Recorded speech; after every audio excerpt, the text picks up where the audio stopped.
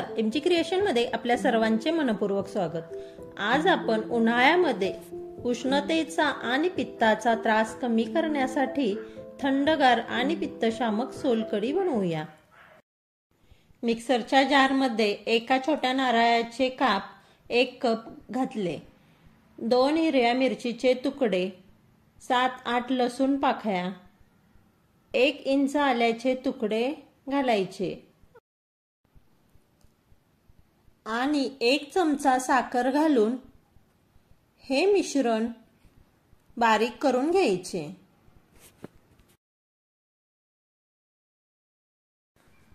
हे पहा, नारळाचे वाटण बारीक झाले आहे।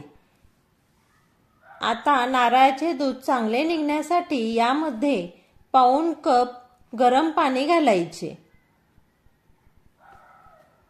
आणि झाकण लावून याची मिक्सर मध्ये प्युरी करून घ्यायची। आता याचे दूध तयार झाले आहे। हे एका पातेल्यावर पाणी गाळायची गाळण ठेवून त्यामध्ये हे ओतून चमच्याच्या साहाय्याने आणि हाताने व्यवस्थित दूध काढून घ्यायचे। आपण नारळामध्ये गरम पाणी घातल्यामुळे यातील दूध पटकन रिलीज व्हायला मदत झाली। गरम पाण्यामुळे हे असे छान दाटसर दूध निघते।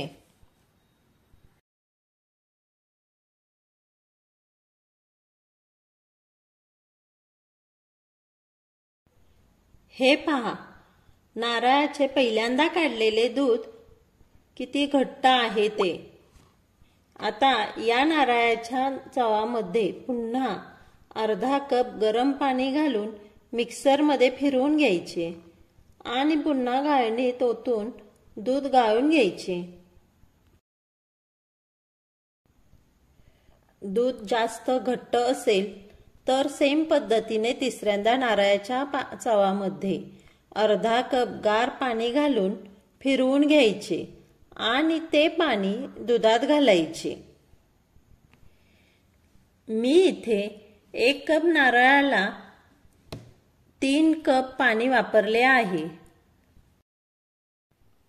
आता हा उरलेला नारळाचा चव फेकून न देता त्याचा चटणीसाठी, भाजीसाठी उपयोग करू शकता। आपल्याला सोलकढीसाठी जसे दूध लागते तसेच हे दूध तयार झाले आहे। अगदी पातळही नाही आणि घट्टही नाही, अगदी परफेक्ट तयार झाले आहे। आता या नारळाच्या दुधामध्ये 7 टेबलस्पून कोकम आगळ घालायचा। कोकम आगळमध्ये अगोदरच मीठ असते, त्यामुळे चवीपुरतेच मीठ घालायचे आणि पाव चमचा जिरे पावडर घालून मिक्स करायचे। तुम्हाला सोलकढी अजून गुलाबी कलर मध्ये हवी असेल तर त्यामध्ये बीट किसून त्याचा रस घाला। बीटामुळे सोलकढीला छान कलर येतो आणि ती अजून पौष्टिक होते। एखाद्याला सोलकढी बाधत असेल तर हिंग मोहरीची फोडणी द्यायची, म्हणूनच मी इथे 2 प्रकारची सोलकढी करणार आहे।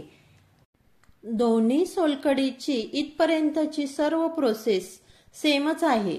आता ही निम्मी सोलकढी दुसऱ्या भांड्यात घेऊन एका सोलकढीला फोडणी द्यायची आणि दुसरी सोलकढी तशीच ठेवायची।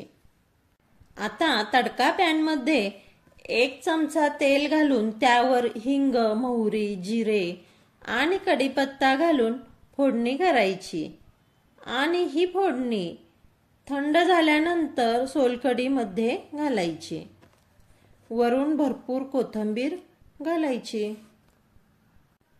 या सोलकढीमध्ये वापरलेले सर्व जिन्नस गुणधर्माने थंड आणि पित्तशामक आहेत, त्यामुळे आपल्या शरीरातील उष्णता कमी होते। अशी ही आरोग्यदायी, रुचकर आणि थंडगार सोलकढी तयार आहे।